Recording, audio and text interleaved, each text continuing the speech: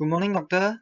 I am Hao Hanqing, AN200211, and the title of the presentation for today is Chemical Waste.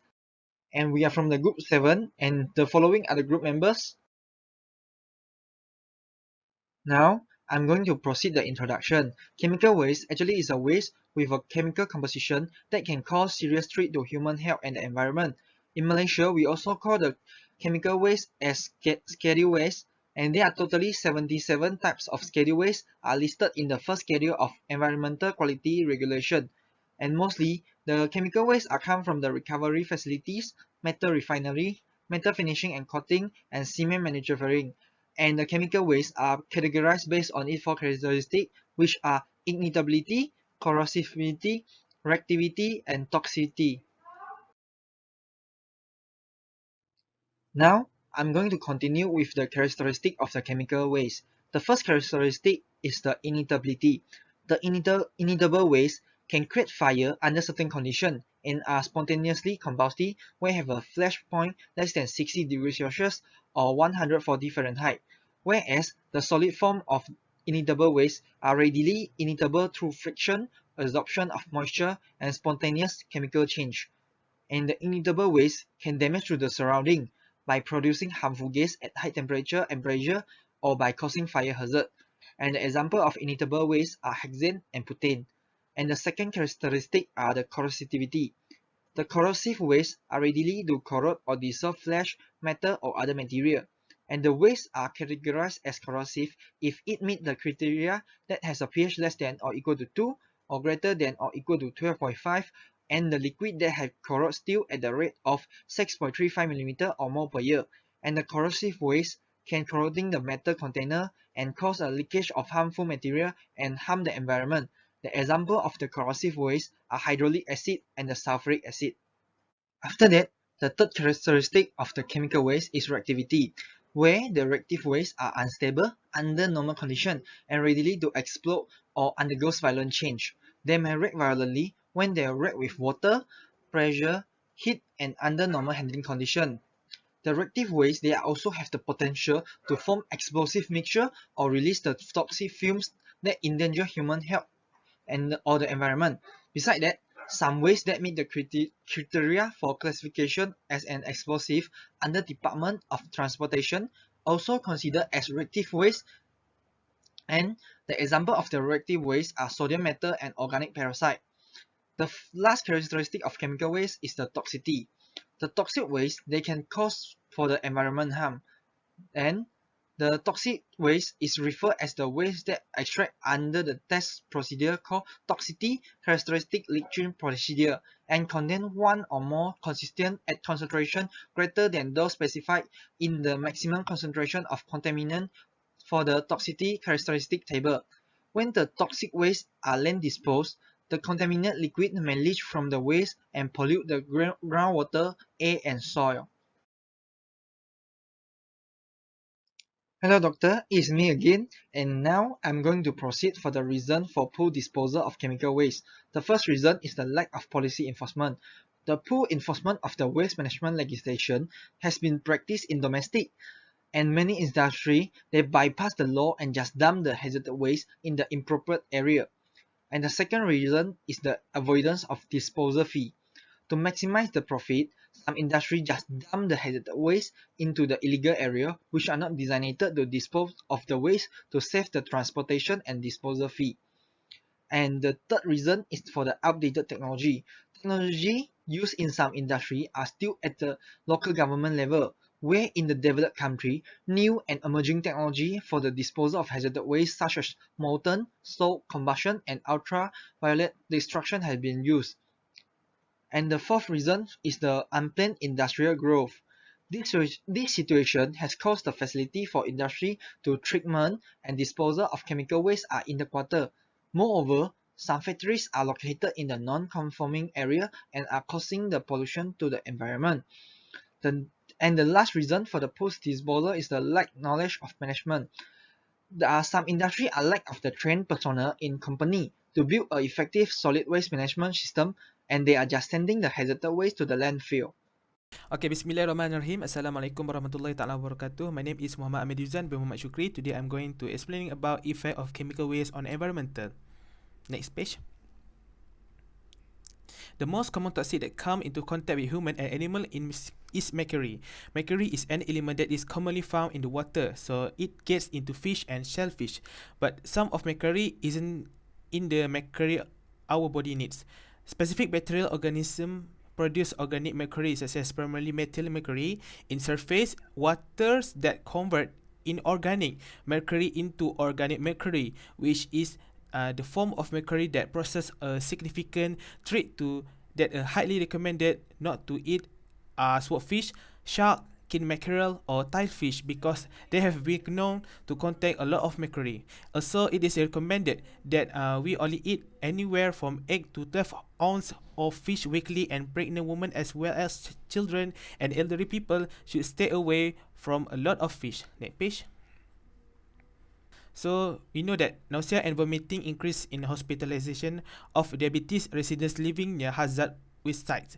Mercury toxicity from eating fish with high level of mercury, low birth weight, cancer, congenital malformations, neurological disease. The waste are dumped into the ocean tend to have toxic substance. We soak in all the oceanic oxygen. This lead to a marked development of oxygen available to mammals and other fishes, causing them to die in their natural habitat. This is because increase in the mercury level in fish due to disposal of mercury in the rivers. That we found that plastic found in the oceans ingesting by birds and resulted in high algal population in river and sea, and also degrades water and soil quality. Next page.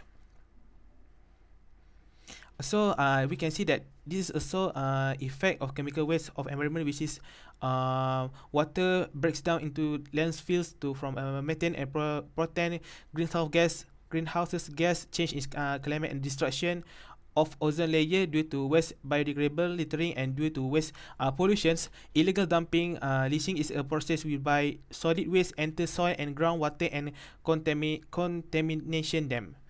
So next page.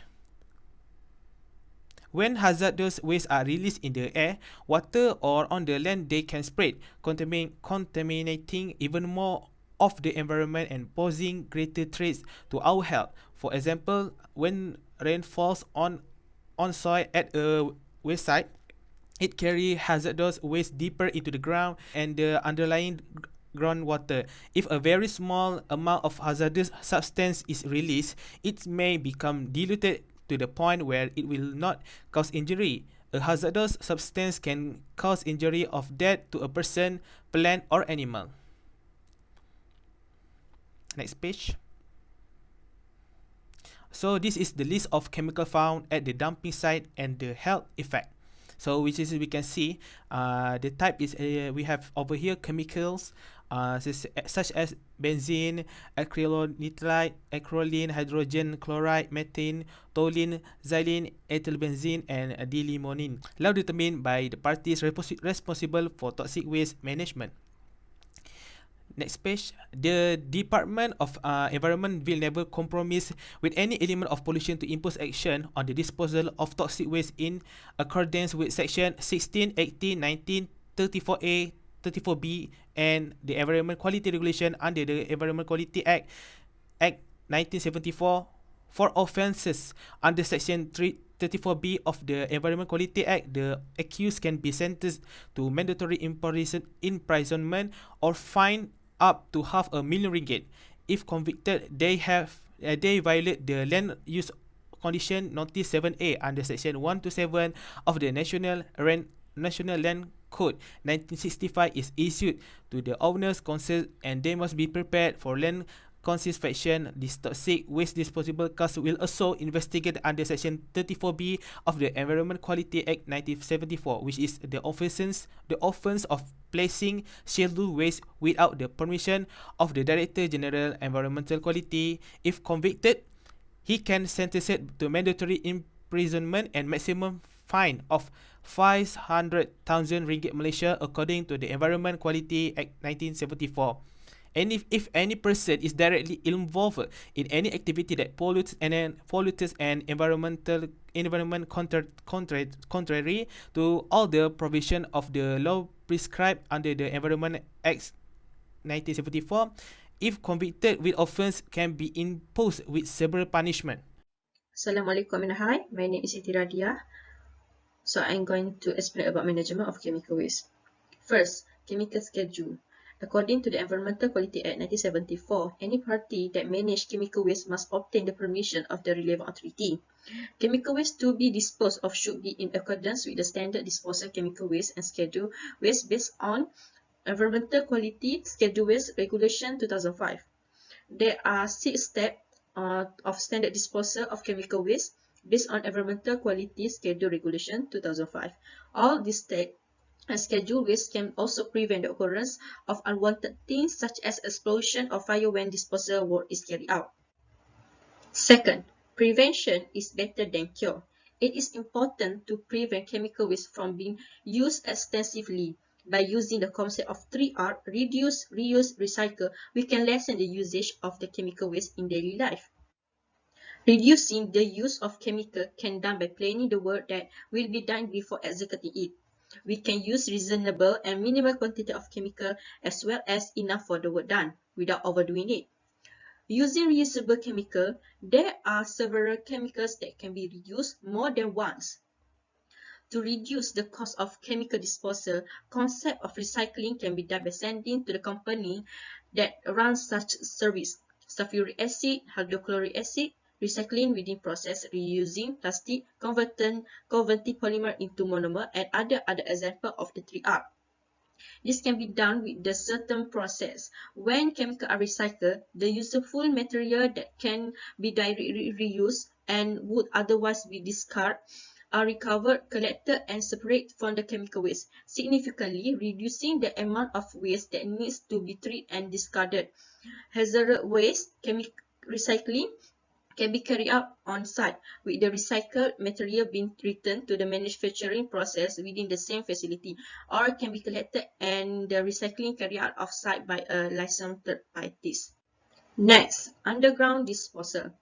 The only way this method is compliant is when the hazardous waste is brought to means that are either inactive or partially active, along with meeting additional geological and technical specifics.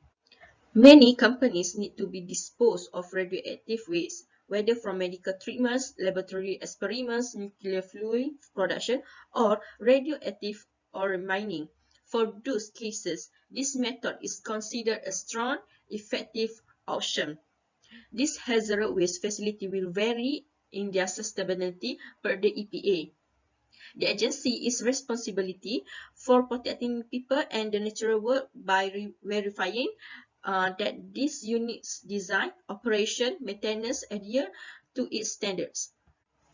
The last one is landfill disposal. Landfills are the most commonly used and oldest method of waste disposal. Hazardous waste landfills are specifically built and are not intended for liquid waste. These are engineered and excavated so that they are within the ground rather than peeling upward.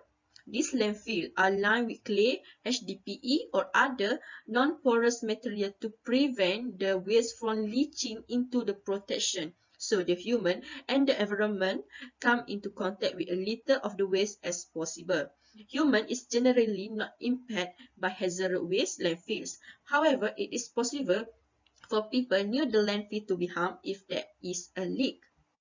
Next, ways to dispose the chemical waste. There are a lot of ways how to dispose the chemical waste.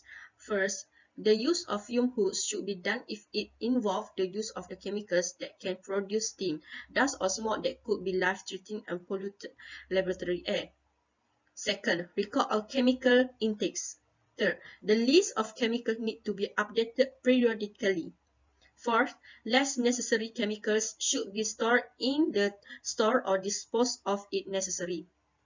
Fifth, chemicals stored in the laboratory should be clearly labeled. Sixth, storage the flammable chemicals should be kept away from hot or high temperature. Seventh, Chemical storage should be placed in a place that is easily accessible and easily removed.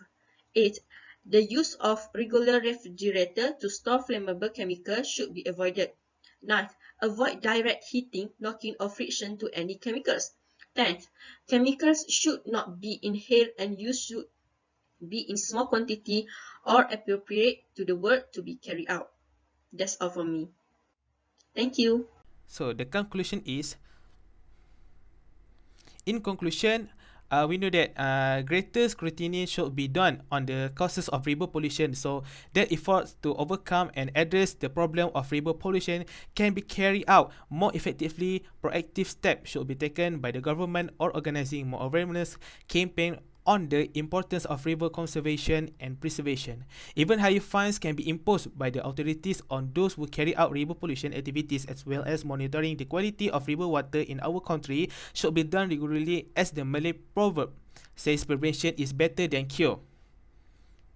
Every state government needs to put aside all political difference that they have and need to work closely with the central government to ensure that any kind of pollution does not occur on a serious scale in our country. So that's all from us. Thank you.